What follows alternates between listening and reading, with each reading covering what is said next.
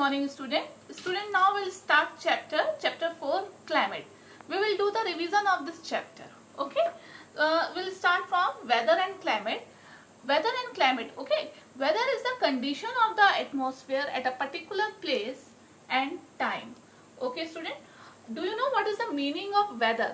Weather जो है एक कंडीशन है बच्चे एटमॉस्फेयर की, जो एक पर्टिकुलर प्लेस और एक पर्टिकुलर टाइम की होती है. ठीक है, और वेदर के लिए weather is a very short time of period. Weather जो कंडीशन है एटमॉस्फेयर की बहुत शॉर्ट टाइम पीरियड के लिए होती है, और इवन ये डे टू डे चेंज होती है, आवर टू आवर भी चेंज हो जाती है. ठीक है, तो वेदर जो है एक पर्टिकुलर कंडीशन है एटमॉस्फेयर की, जो कि क्या है, it's for a very short time period. ठीक है, अगर कोई पूछता है कि नाउ व्हाट इज क्लाइमेट, तो on the other hand is the average weather condition of a place over a long period of time. ठीक है, और क्लाइमेट क्या है, एक वेदर कंडीशन है. ये वेदर की कंडीशन है. क्लाइमेट क्या है, वेदर कंडीशन है, और वेदर क्या है, एटमॉस्फेयर कंडीशन है. ठीक है, तो climate is the average weather condition of a place for over a long period of time, जो कि बहुत लंबे समय तक एक सी रहती है. दोनों में सबसे मेन डिफरेंस क्या है, वेदर जो है वो बहुत शॉर्ट टाइम पीरियड के लिए होता है ना. जैसे आप देखते हो देहरादून में अपनी आसपास आजकल देखते हो मॉर्निंग में थोड़ा सा सनी हो रहा है, उसके बाद आफ्टरनून में क्लाउडी और रेन होनी शुरू हो जाती है ना. तो दैट इज अ वेदर. लेकिन अगर क्लाइमेट की बात करते हैं तो देहरादून का क्लाइमेट कैसा है. ठीक है, देहरादून का क्लाइमेट जो है वो बहुत अच्छा क्लाइमेट है. मतलब या तो आप कहेंगे कि बहुत ड्राई क्लाइमेट है या बहुत कोल्ड क्लाइमेट है. क्लाइमेट हम जैसे कहते हैं ना, पहाड़ों का क्लाइमेट कैसा होता है, हिल्स का क्लाइमेट कैसा होता है. हिल्स का क्लाइमेट ठंडा होता है, कोल्ड क्लाइमेट होता है. और प्लेन एरियाज का क्लाइमेट कैसा होता है, ड्राई होता है, हॉट होता है. जैसे आप राजस्थान की बात करें तो राजस्थान का क्लाइमेट कैसा मिलेगा आपको, हॉट एंड ड्राई. और अगर हिमालय की बात करें तो आपको कैसा क्लाइमेट मिलेगा, वहां आपको कोल्ड क्लाइमेट मिलेगा. तो कोल्ड क्लाइमेट मीन जो क्लाइमेट कंडीशंस हैं वो लंबे समय तक एक सी रहती हैं. अब देखो बच्चों, what factors affecting the climate, ऐसे कौन से फैक्टर्स हैं जो हमारे क्लाइमेट को अफेक्ट करते हैं. ठीक है, different places in the world have different type of a climate. अब वर्ल्ड इतना बड़ा है, बहुत सारी जगहें हैं हमारे वर्ल्ड में, तो हर जगह के अपने अपने अलग अलग क्लाइमेट होते हैं. अब जैसे आप इंडिया में ही देख लो, इतनी डाइवर्सिटी, इतनी वैरायटी है क्लाइमेट की, तो वर्ल्ड में तो अलग बात है ना. The climate of a place affects the people living there in many ways. अब क्लाइमेट जो है बच्चों वो हमारी लिविंग, हमारी लाइफ पे भी बहुत तरीके से अफेक्ट करता है. ठीक है, देखो, the clothes they wear, the food they eat, and the types of houses they live in are all affected by the climate. ठीक है, हम जैसे कपड़े पहनते हैं, हमारा खाना खाना, हमारे घरों का रहना, हम किस तरीके के घर में रहते हैं, ठीक है, वो सब क्या करता है, हमारे क्लाइमेट के ऊपर डिपेंड करता है. अब हम वर्ल्ड की बात नहीं करते हैं, हम अपने इंडिया की बात करते हैं. चलो, है ना, विल टॉक अबाउट इंडिया. अब now you can see that जो हिली एरिया में लोग रहते हैं वो मोस्ट ऑफ द टाइम क्या है, स्वेटर्स पहन के रहते हैं, है ना, कैप लगा के रखेंगे, स्वेटर्स पहनेंगे, मतलब वुलन क्लोथ्स पहनते हैं. ठीक है, दे ईट हॉट फूड, मतलब हॉट ड्रिंक्स लेंगे, गर्म जो चीजें होती हैं खाने में वो खाते हैं. ठीक है, और अगर उनके कंपैरिजन अगर हम देखो, अगर हम अब भी कौन सा मंथ चल रहा है, अभी आपका मंथ सितंबर स्टार्ट हो गया है ना, तो क्या हम स्वेटर वुलन्स पहन सकते हैं, नहीं पहन सकते. लेकिन अगर आप अपने पहाड़ों की साइड चले जाएं, ठीक है, अगर आप अपना उत्तरकाशी है या उससे ऊपर हिली एरिया में चले जाएं, तो आप देखोगे वहां लोग स्वेटर्स पहने हुए होते हैं. अभी अगर आप सिंपल मसूरी में भी जाओगे ना इस समय रात में, तो वहां लोग स्वेटर्स पहने हुए होंगे दिन और रात में, क्योंकि वहां ठंडा है. तो इसी तरीके से अब हम तो यहाँ कोल्ड वाटर ले रहे हैं या कोल्ड कॉफी पी रहे हैं, ठंडी चीजें पी रहे हैं, लेकिन वहाँ इतनी बर्फ पड़ी होती है. बद्रीनाथ केदारनाथ में अगर आप देखोगे तो वहाँ लोग ये सब कोल्ड ड्रिंक्स और ये सब नहीं पी रहे होते हैं, वहाँ चाय या गर्म चीजें चलती हैं. ठीक है, और उनके कपड़े भी डिफरेंट, वो वुलन पहन रहे हैं इस समय. और आप वहाँ के हाउसेस को देखोगे, जैसे मसूरी में आपने देखा है कि वहाँ कैसे हाउसेस होते हैं, जो हाउसेस की रूफ होती है वो होती है स्लैंटिंग रूफ्स होती हैं. ठीक है, और हमारी रूफ होती है, रूफ मीन्स छत. ठीक है, हमारे घर की जो रूफ होगी वो होगी फ्लैट रूफ.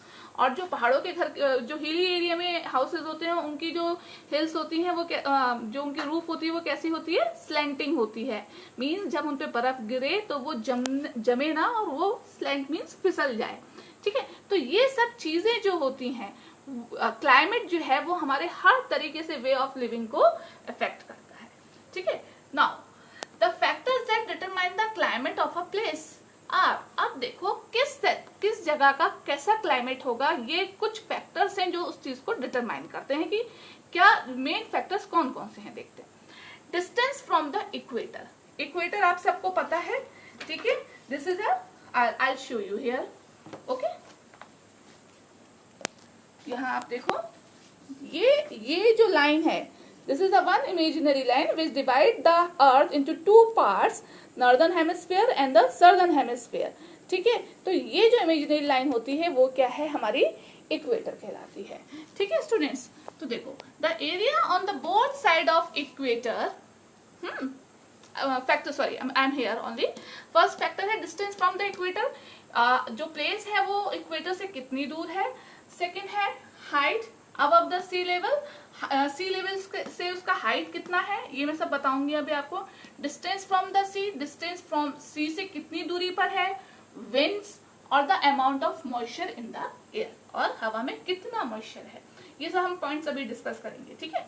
तो नाउ विल स्टार्ट अबाउट, हम स्टार्ट करते हैं latitudes means distance from the equator. तो अब आप देखो बच्चों, मैंने आपको इक्वेटर दिखाया है, आप you can see it here also, ठीक है। This is a one imaginary line, पहले मैं आपको ये डायग्राम समझा देती हूँ, then I will read that. तो ये इक्वेटर है और उन्होंने बोला कि इस इक्वेटर से प्लेस की जितना भी डिस्टेंस होगा वो क्या होगा, उसकी ये इक्वेटर से उसकी जो डिस्टेंस है वो एक क्लाइमेट को डिटरमाइन करेगी, ठीक है। तो हम अर्थ को 3 क्लाइमेटिकल जोन में डिवाइड करते हैं, ठीक है। First part is torrid zone, है ना, ठीक है। फर्स्ट पार्ट हमारा क्या आ जाएगा, टॉरिड जोन आएगा।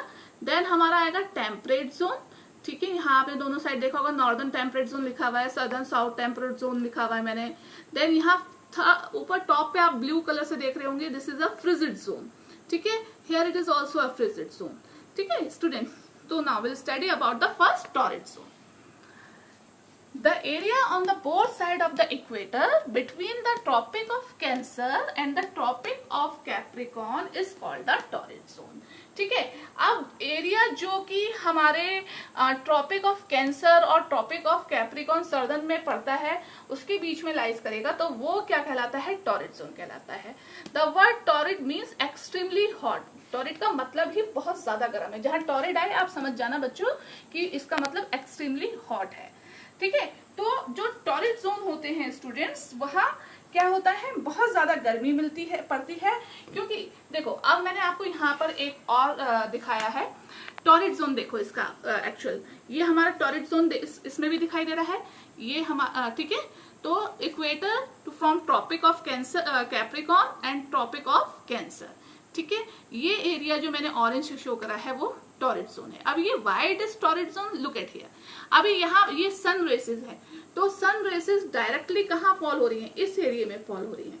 इक्वेटर के आसपास के एरिया में सन रेसेस जो हैं वो डायरेक्ट पड़ रही हैं, तो ये जो एरिया है वो टॉरिड जोन है और ये सबसे ज्यादा गर्म रहता है, क्योंकि यहाँ पर इक्वेटर पे सन के रेसेस जो है इस पे डायरेक्टली आ रही हैं, इसलिए ये एरिया क्या कहलाता है, टॉरिड जोन कहलाए। ये थ्रू आउट ईयर बहुत गर्म रहता है, ठीक है, क्योंकि यहाँ मैक्सिमम हीट आती है सन की, तो ये एरिया जो है वो throughout of the year बहुत गर्म रहेगा, ठीक है।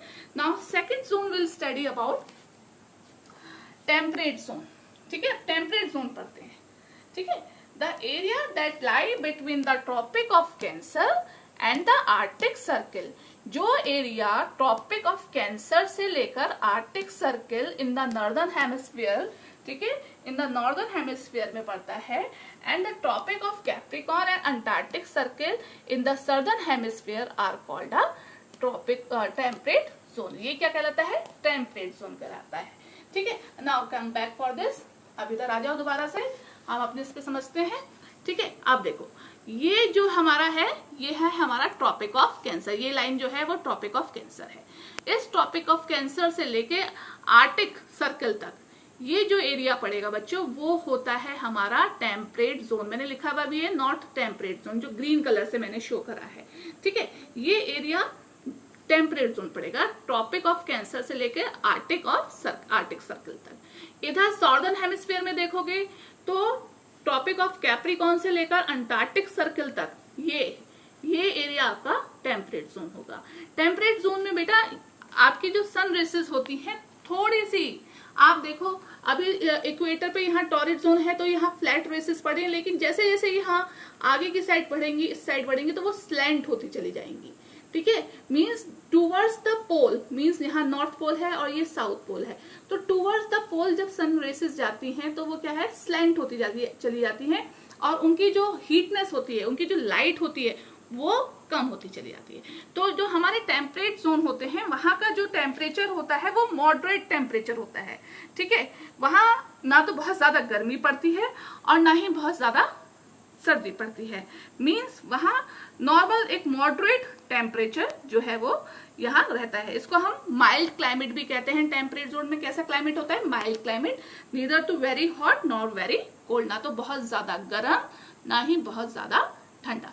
टॉरिड का क्लाइमेट कैसा होगा, very hot, torrid means very hot. Temperate means moderate, याद रखना, टेम्परेट का मीन्स होगा मॉडरेट, मीन्स ना तो बहुत ज्यादा गर्म और ना ही बहुत ज्यादा ठंडा। ठीक है, now here the frigid zone, next climatic zone आता है हमारा फ्रिजिड जोन।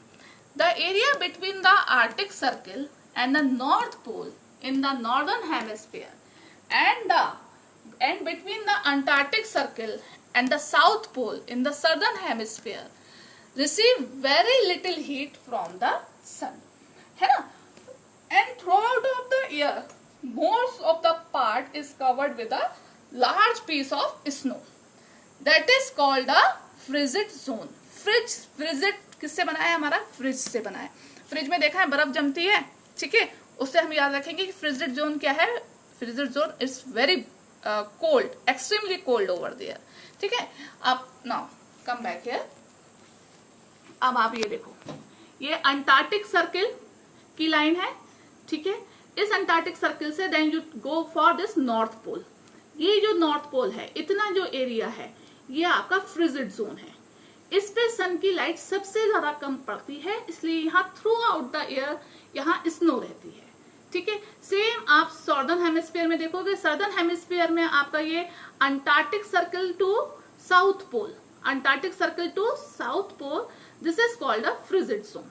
ठीक है, तब अब आप इसको देखो, यहाँ आते आते क्या हुआ, यहाँ देखो जहाँ ये लंबी लाइन्स आ रही है, लॉन्ग ये लाइन्स आ रही है, यहाँ पोल्स के पास आते आते जो रोशनी है उसको बहुत दूर ट्रेवल करना पड़ रहा है, डिस्टेंस कवर करना पड़ रहा है, तो उसकी हीट कम होती चली जाएगी। जहाँ डिस्टेंस ज्यादा होगा वहाँ हीट ज्यादा होगी, जहाँ डिस्टेंस ज्यादा मतलब कम होगा वहाँ हीट ज्यादा होगी, और जहाँ डिस्टेंस ज्यादा होगा वहाँ हीट कम होगी।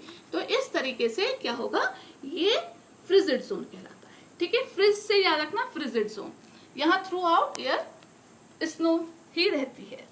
ठीक है student, now second point is height above the sea level, height above the sea level. Student देखो, अब हमारा फैक्टर आता है height above the sea level. हम सब देखो समर्स में कहाँ जाना पसंद करते हैं, हिल स्टेशन पे जाना पसंद करते हैं। क्यों जाना पसंद करते हैं, क्योंकि वहां ठंडा रहता है। अब वहां ठंड क्यों रहती है, वो वहां जो क्लाइमेट है वहां कोल्ड क्लाइमेट क्यों है, क्योंकि बच्चे जो सी लेवल से जो आपकी, जहां आप जिस जगह जा रहे हो, जहां हिली एरिया में जा रहे हो, वो सी लेवल से बहुत ऊंचा है, ऊंचाई पर है, इसलिए जो जगह सी लेवल से जितनी ऊंचाई पर होगी वो जगह उतनी ही ठंडी होगी। ठीक है, इस चीज का ध्यान रखना। Height above the sea level का मतलब होता है जो जगह सी लेवल से जितनी ऊंची होगी वो उतनी ही ठंडी होती जाएगी। जितने भी हमारे हिल स्टेशंस हैं वो सी लेवल से बहुत ऊंचाई पर हैं। ठीक है, जैसे हिमालय की जो हाइट है वो कितनी है, 8,848 मीटर्स, है ना। तो इतना ऊंचा, इतनी दूर होने पर, इतना ऊंचा होने पर वहां क्या है, बर्फ जमी रहती है। तो जो जगह सी लेवल से जितनी ऊंची होंगी वो उतनी ही ठंडी होती रहेंगी। ठीक है, the higher you go the cooler it becomes, the peaks of high mountains covered with snow throughout the year. ठीक है, आप जितना ऊंचा चलते चले जाएंगे उतना ही ठंडा होता चला जाएगा, और वहां थ्रू आउट जो पूरे साल स्नो रहती है। Thus the higher a place from sea level, इसलिए जो जगह सी लेवल से जितनी दूर होगी, the climate it is the cooler it is climate, तो वहां का क्लाइमेट कैसा होगा, वहां का क्लाइमेट ठंडा होगा. ठीक है. Now third point is distance from the sea level. अभी तो हमने हाइट पढ़ा था, ऊंचाई हो गई, अब हो गया डिस्टेंस मीन्स दूरी. ठीक है. अब आप एक चीज करना, अगर आप पानी बॉईल करते हो और पानी को रख देते हो तो पानी जल्दी बॉईल होगा और जल्दी ही ठंडा होगा. ठीक है. इन कंपैरिजन योर लैंड, जमीन का क्या होता है, लैंड बच्चे देर से गर्म होती है और देर से ही ठंडी होती है. ठीक है. तो this effect the climate of a place near the sea. इसी तरीके से जो जगह सी के पास होती है उनका जो क्लाइमेट होता है वो भी इफेक्ट करता है. ठीक है. तो जब सी में पानी होगा, पानी जल्दी गर्म हो जाता है और जल्दी ही ठंडा हो जाता है, तो जो वहां के पास की जगह हैं वो विंटर्स में गर्म हो जाती हैं, है ना, और समर में वो क्या रहती हैं, ठंडी रहती हैं. ठीक है. So they are warmer in winter and cooler in summer.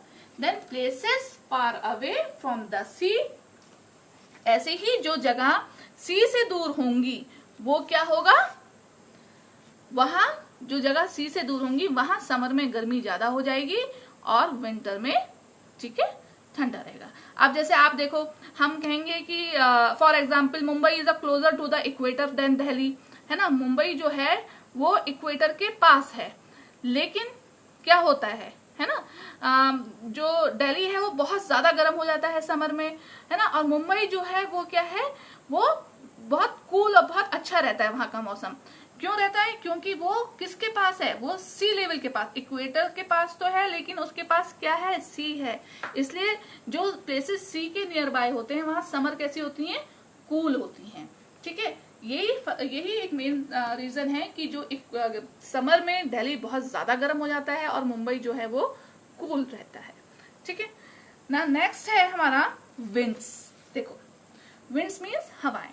Winds trend to flow in a particular direction in a different part of the world. ठीक है. विंड्स जो हैं वो एक ही डायरेक्शन में बहती हैं पूरे वर्ल्ड में. They may be hot, cool, dry और फुल ऑफ मॉइस्चर.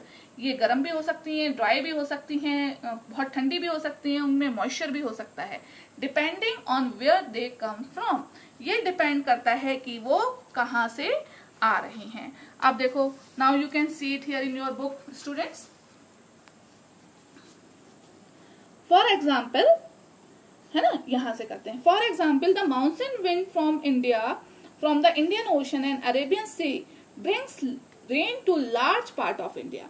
हमारे यहाँ जो मानसून विंड्स आती हैं, कहाँ से, इंडियन ओशन और अरेबियन सी से, वो हमारे इंडिया में क्या लाती हैं, रेन लेकर आती है, बारिश लेकर आती है. कौन सी विंड हमारे यहाँ इंडिया में रेन लेकर आती है, मानसून विंड लेकर आती है. You can C in that also. ये जो आपको इंडिया का वो दिखा रहे हैं, देखो ये जो एरिया, ये एरोज जो बने हुए हैं वो विंड शो कर रहा है. तो ये हमारा अरेबियन सी आ गया, ठीक है, और इंडियन ओशन आ गया. तो इंडियन ओशन और अरेबियन सी से आने वाली हवाएं जो हैं वो क्या लेकर आती हैं, इंडिया में रेन लेकर आती हैं, मानसून लेकर आती हैं. ठीक है. Is that clear? The hot winds from the Thar desert, the hot winds from the Thar desert make Delhi very hot during the summer. Thus the climate of an area is affected by the wind. ठीक है. अब देखो एक चीज मैं आपको बताती हूँ. Delhi is situated here. Delhi कहाँ सिचुएटेड है, यहाँ, और इस साइड दिल्ली के क्या है, थार डेजर्ट है. ठीक है. It is not showed in this map but other show I will show you. ठीक है. तो जो हवाएं इस साइड से आती हैं दिल्ली के लिए, वो उसको गर्मियों में बहुत ज्यादा गर्म कर देती हैं. ठीक है. तो इस तरीके से विंड्स जो होती हैं वो हमारे क्लाइमेट को अफेक्ट करती हैं. नाउ लास्ट पॉइंट है humidity. Humidity is the amount of water vapour in the air. Humidity क्या है, एक वाटर वेपर है, किसकी, हवा में वाटर वेपर का होना. It affects the climate of a place. The air over the equator is laden with water vapour. जो जगहें इक्वेटर के पास होती हैं उनकी हवा में बहुत ज्यादा वाटर वेपर होता है. ठीक है. अब पूछो क्यों होता है. As the heat of the sun here causes rapid evaporation. क्योंकि इक्वेटर पे सबसे ज्यादा सन की सबसे ज्यादा लाइट होती है, सबसे ज्यादा हीट होती है. तो जो इक्वेटर के नियर बाय जो वाटर बॉडीज होंगी उनमें इवेपोरेशन मीन्स वाष्पीकरण, ठीक है, इवेपोरेशन बहुत जल्दी होगा ओशन से, ठीक है। This causes heavy rain in the area, और इसी वजह से वहां बहुत ज्यादा तेज बारिश होती है। सो द क्लाइमेट, अब जैसे बॉम्बे है, बॉम्बे में आपको जून जुलाई के महीने में बहुत बारिश होंगी, और यहाँ हमारे यहाँ बहुत गर्मी होती है। ऐसा क्यों होता है? क्योंकि जब जितनी तेजी से गर्मी बढ़ती है बॉम्बे में, उतना ही इवेपोरेशन जो है वो अरेबियन सी में होता है, और फिर वहां क्या होता है, ह्यूमिडिटी बढ़ जाती है हवा में, और वहां बारिश हो जाती है, ठीक है। This is called a heavy rain in the area. So the climate near the equator is hot and wet, वहां गर्म भी होता है और वेट भी होता है, ठीक है। Desert are formed in place where there is very little humidity. Desert कहाँ बनता है? जहां बहुत ही कम ह्यूमिडिटी मिलती है, and so very little rain through out the air, और बहुत कम बारिश वहां होती है, ठीक है student. So hope you understand this topic, and again I am telling you, I am sending you here a worksheet, ठीक है। तो ये वर्कशीट आपको खुद करनी है स्टूडेंट्स। आप अपनी बुक पढ़िए, वीडियो देखिए, ठीक है, और इनके आंसर अपने आप सॉल्व करिए। ये आपकी एक सेल्फ स्टडी करने का पैटर्न है, ओके। अगर मैं आपको आंसर दे दूंगी तो you will not study, okay. तो आपको अपनी स्टडी खुद करनी है। मैंने आपको पिछली वीडियो में भी बताया है कि पिक्चर बेस्ड क्वेश्चन आएंगे। मैं कोई भी पिक्चर दे सकती हूँ। सपोज मैं आपको इस तरीके की पिक्चर्स भी दे सकती हूँ, ठीक है। मैं आपको ये पिक्चर्स भी दे सकती हूँ, इसमें मैं आपको लेवल करने के लिए भी दे सकती हूँ, आपसे पूछ भी सकती हूँ, ठीक है। तो आपको रेडी रहना है सब पिक्चर्स के साथ, ठीक है। आप अपना गूगल पे सर्च करें, नेट पे सर्च करें, स्टडी करें, अपनी बुक्स के पढ़ें, ठीक है। मैं ये भी पूछ सकती हूँ, what is this pictures, describe to us, ठीक है, लेवल the diagram, whatever I can, anything I can ask to you.